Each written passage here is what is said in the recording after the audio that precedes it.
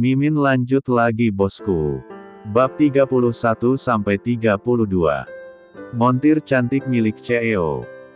Nyonya Sophie sangat marah pada suaminya, sejahat itukah Zack padanya sekarang.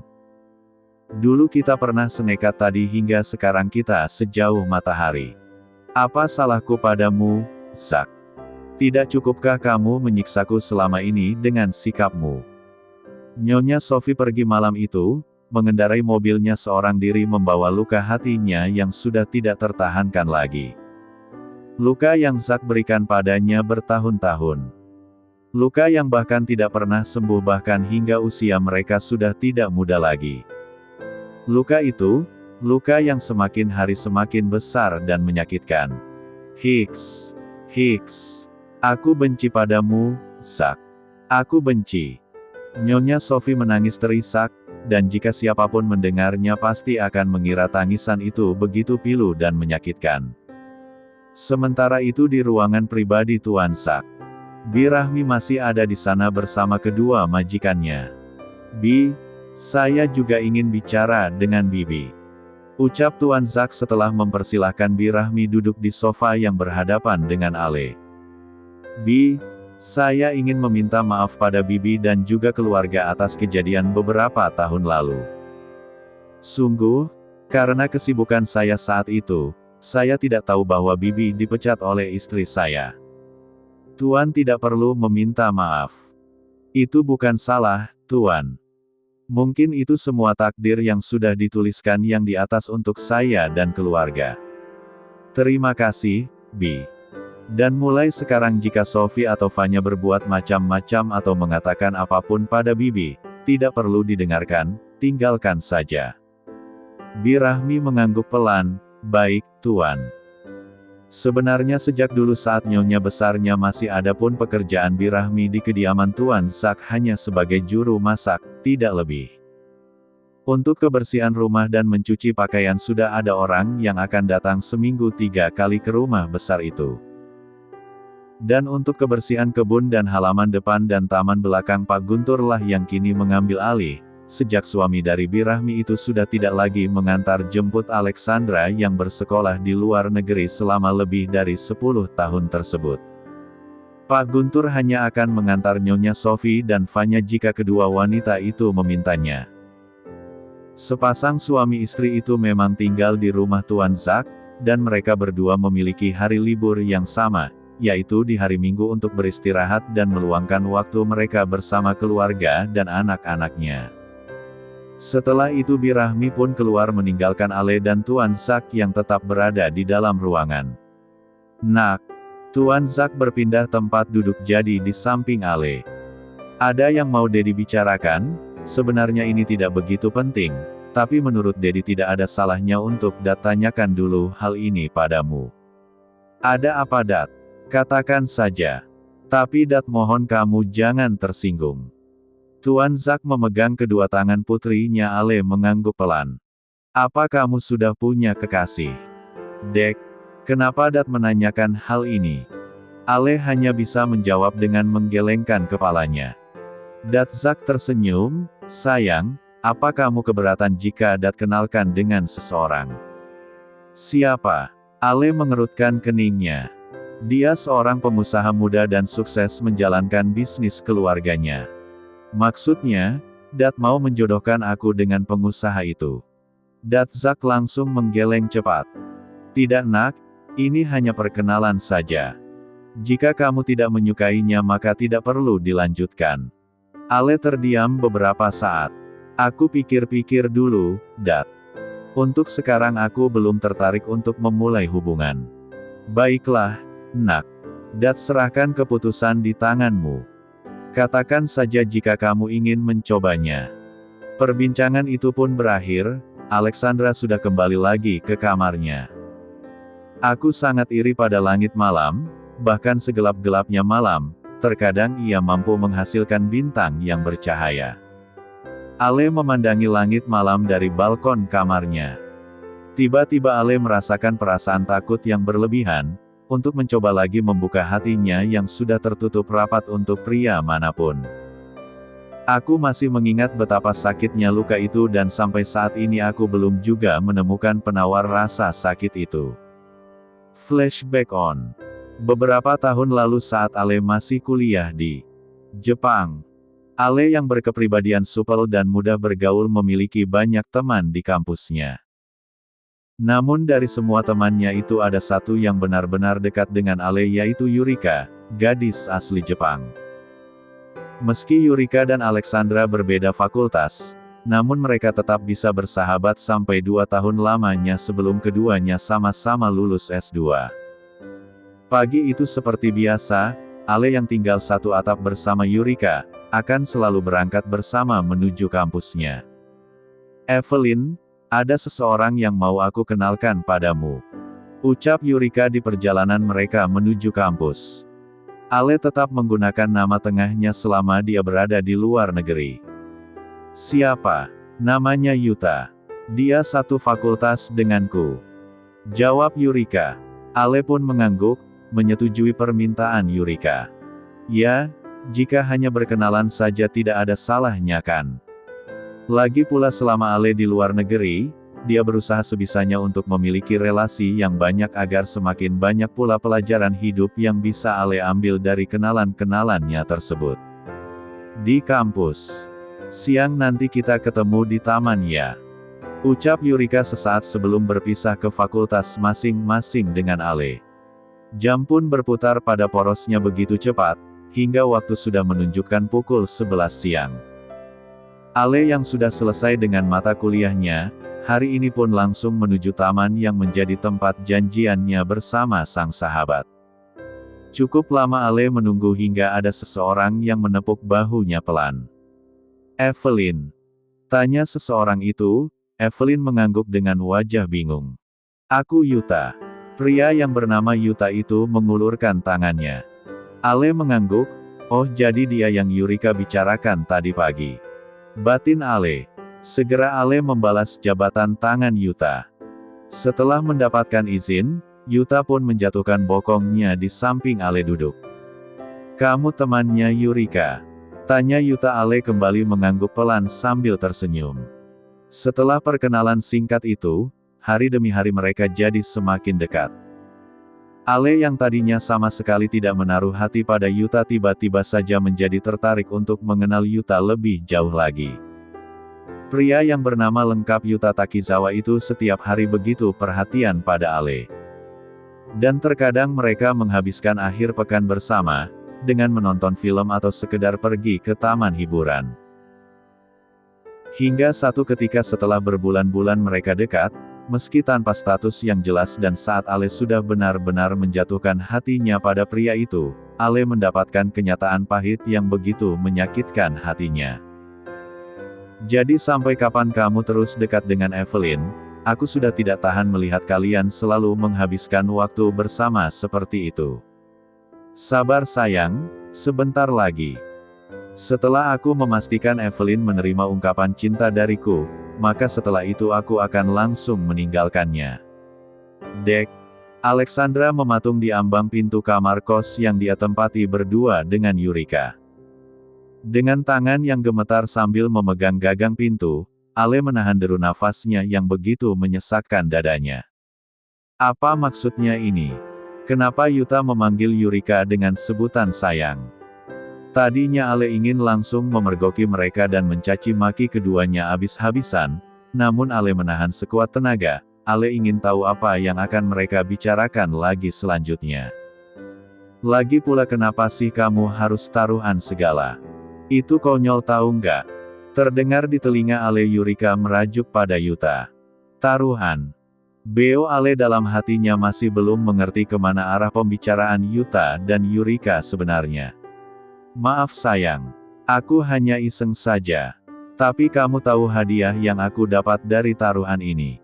Sebentar, kamu harus melihatnya," ucap Yuta seraya memperlihatkan pesan di ponselnya. Pesan yang ada dari grup WhatsApp-nya. "Apa? 10 juta. Hanya dengan mempermainkan Evelyn kalian bertaruh sebanyak itu?" "Dek." Air mata Ale mulai jatuh setetes demi setetes. gadis itu menggigit B1 bir bawahnya menahan gejolak kemarahan dan sakit hati atas apa yang dilakukan Yuta, terlebih Yurika, seseorang yang sudah Ale anggap seperti saudara perempuannya sendiri. Aku hanya perlu mencampakkan dia saat dia sudah benar-benar mencintai aku. Makanya aku butuh bantuan kamu sayang untuk terus mempengaruhi Evelyn agar dia semakin menyukai aku. Dek. Ale menangis tanpa suara. Gadis itu mengepalkan tangannya dan meremas jari-jarinya dengan kuat. Sudah, jangan bicarakan dia lagi. Sekarang waktunya kita bersenang-senang. Cup-cup. Terdengar suara kecupan yang penuh gairah. Jangan sekarang, aku takut Evelyn pulang. Dia tidak akan pulang. Kamu tenang saja, sayang. Tadi dia sudah memberi pesan bahwa akan langsung berangkat bekerja. Dan dengan mata kepala sendiri, Ale melihat pergumulan panas Yuta dan Yurika di kamar yang menjadi tempatnya beristirahat selama ini. Dengan tangan yang gemetar, Ale mengambil ponselnya lalu merekam kegiatan berbagi peluk keduanya dari balik tembok.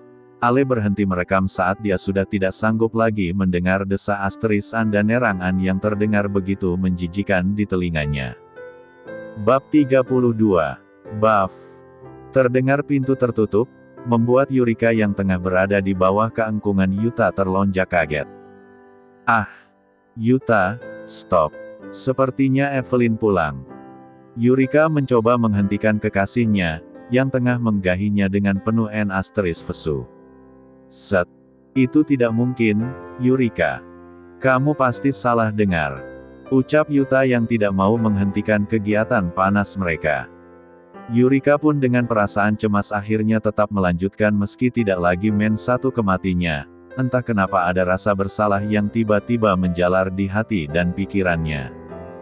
Terbayang saat-saat kebersamaannya dengan sang sahabat. Tega sekali mengkhianati Evelyn yang begitu baik padanya. Bahkan uang sewa kos saja terkadang Evelyn lah yang membayar, jika dirinya tidak memiliki cukup uang untuk membayarnya.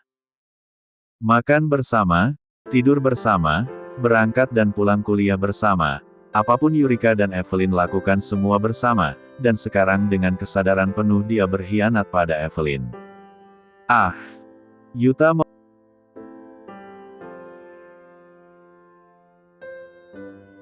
dan Yurika. Pria itu selalu memakai mengaman. Keduanya tidak mau sampai sesuatu yang tidak diinginkan terjadi. Yuta jatuh di samping. Sementara wanita itu terus memandang ke langit-langit kamarnya, sejak mendengar suara pintu tadi Yurika terus terbayang wajah teduh Evelyn. Entah akan bagaimana hubungan mereka jika Evelyn sampai tahu dia mengkhianatinya. Keesokan harinya. Semalam Evelyn tidak pulang, dia tidak sanggup bertemu dengan roommate-nya yang tidak lain Yurika. Hatinya sangat hancur terlebih karena wanita itu Yurika. Mungkin jika bukan sahabatnya rasanya tidak akan sesakit ini. Evelyn memilih bermalam di bengkel tempatnya bekerja. Yurika pun merasakan kebimbangan saat Evelyn tidak pulang semalam. Tidak pernah sekalipun Evelyn tidak pulang ke kosan mereka. Dan ini untuk pertama kalinya Evelyn begitu. Ceklek. Suara pintu terbuka. Semalam tidak pulang? Tanya Yurika menghampiri Evelyn yang masih berada di depan pintu rumah. Evelyn mencoba untuk berpura-pura tidak ada yang terjadi. Pekerjaanku sedang banyak, Hoam. Aku lelah, aku istirahat dulu ya. Ucap Evelyn seraya masuk ke dalam melewati Yurika. Yurika yang melihat sahabatnya biasa saja pun sedikit bisa bernafas lega. Mungkin saja Yuta benar, jika memang kemarin Evelyn masuk ke dalam rumah kenapa dia tidak langsung melabrak mereka saja. Berarti dirinya memang salah dengar. Begitu pikir Yurika. Evelyn langsung masuk ke kamar mandi, sebelum memejamkan mata dia memilih untuk membersihkan dirinya dulu, apalagi sejak kemarin Evelyn memakai baju yang sama membuat tubuhnya terasa lengket dan kotor. Dek. Tiba-tiba air mata Evelyn kembali tumpah, saat memikirkan mungkin saja kedua manusia bidap itu melakukan hal yang menjijikan bukan hanya di tanggal 4 Maret tapi juga di tanggal 4 Maret mandi. Evelyn berteriak meluapkan amarahnya. Tok, tok, tok. Evelyn, kamu kenapa? Yurika yang mendengar teriakan sahabatnya, yang cukup kencang itu pun langsung mengetuk pintu kamar mandi. Tok tok tok. Sekali lagi Yurika mengetuk karena Evelyn tidak menjawab panggilannya. Evelyn, kamu tidak apa-apa kan? Tanya Yurika panik. Ya, aku tidak apa-apa. Jawab Evelyn dengan menahan isakannya lagi. Cukup lama Evelyn berada di dalam sana, hingga kurang lebih 45 menit, dia pun keluar dengan handuk yang dia lilitkan di D4 dadanya. Ada apa? Kenapa tadi kamu berteriak? Lagi-lagi Yurika menghampiri Evelyn yang baru saja keluar kamar mandi. Oh, itu, tadi ada kecoa. Aku hanya terkejut. Ucap Evelyn tanpa mau melihat ke arah Yurika. Evelyn pun segera memakai bajunya, lalu berjalan menuju sofa ruang tamu mereka yang tidak terlalu besar itu. Kenapa kamu tidur di sana?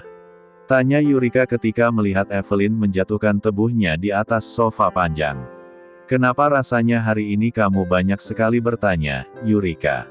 Apa ada yang sedang kamu tutupi? Tanya Evelyn memberanikan dirinya untuk melihat wajah Yurika, mantan sahabatnya. Iya, sejak kemarin Evelyn sudah tidak lagi menganggap Yurika sebagai sahabat baiknya. Hah? Tidak. Apa maksudmu? Aku tidak sedang menutupi apapun darimu. Yurika terbata mendapat pertanyaan dari Evelyn yang seakan mengintimidasinya. Evelyn tersenyum, kenapa wajahmu tegang begitu? Santai saja Yurika. Aku hanya bertanya. Setelah itu, Evelyn membalikkan tubuhnya berbaring di sofa dengan posisi membelakangi Yurika. Kenapa Evelyn memilih untuk tidur di sofa daripada di kamarnya?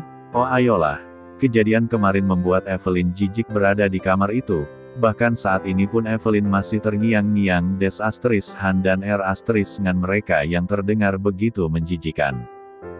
Yurika menatap punggung Evelyn dengan penuh kekhawatiran. Benarkah Evelyn hanya bertanya tanpa maksud lain, atau memang sebenarnya dia sudah tahu sesuatu yang terjadi kemarin antara dia dan Yuta? Oh ya, hari ini aku tidak ke kampus. Kamu berangkat saja. Aku mau beristirahat seharian. Dek.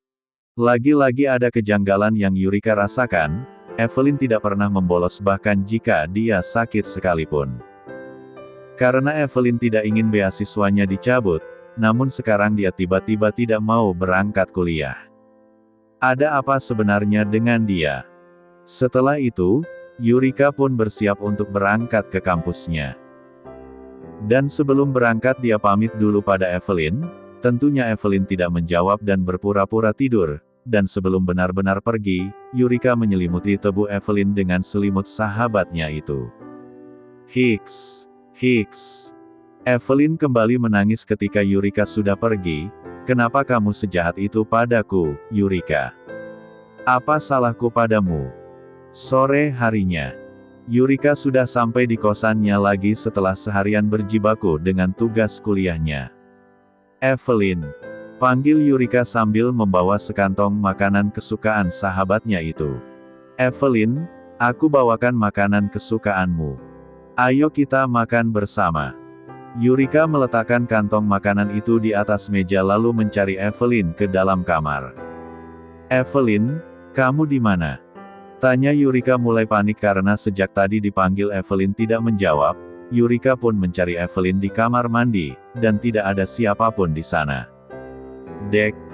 Yurika mematung saat melihat kamar mandi sudah kosong, bukan kosong dalam arti sebenarnya, namun kosong karena semua peralatan mandi Evelyn sudah tidak ada di sana. Dengan panik, Yurika pun berlari ke arah lemari dan meja di kamarnya tempat Evelyn menyimpan baju dan buku-buku belajarnya. Astaga!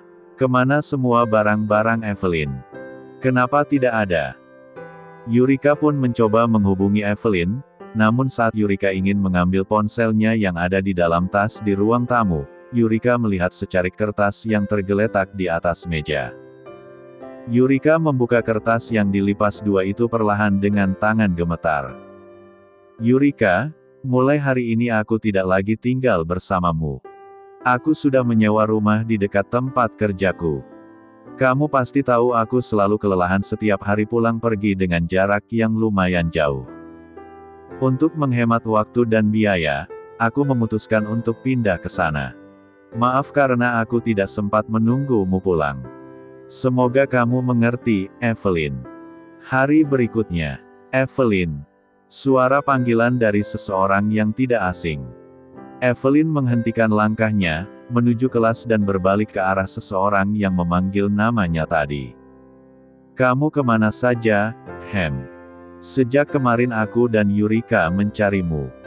Entah sejak kapan Evelyn tidak bisa lagi tersenyum, terlebih pada dua manusia yang tega mengkhianatinya. Aku sibuk, Yuta. Memang ada apa kamu mencariku? Tanya Evelyn dengan wajah datar dan terkesan dingin, membuat tanda tanya besar bagi pria tampan itu. Tidak ada. Kami hanya mengkhawatirkanmu. Sahut Yuta bicara dengan lembut. Ya, nada bicara Yuta memang selalu seperti itu pada Evelyn. Mungkin itu juga salah satu cara Yuta untuk membuat hati Evelyn luluh. Yuta, mulai sekarang sepertinya kita tidak usah terlalu dekat. Yuta mengerutkan keningnya, bingung. Dan satu lagi. Aku tidak ingin berhubungan dengan kamu dan Yurika, lagi. Anggap saja kita tidak pernah mengenal seperti sebelumnya, oke? Dek. Yuta mematung di tempatnya, sementara Evelyn sudah kembali melangkah menuju ruang kelasnya.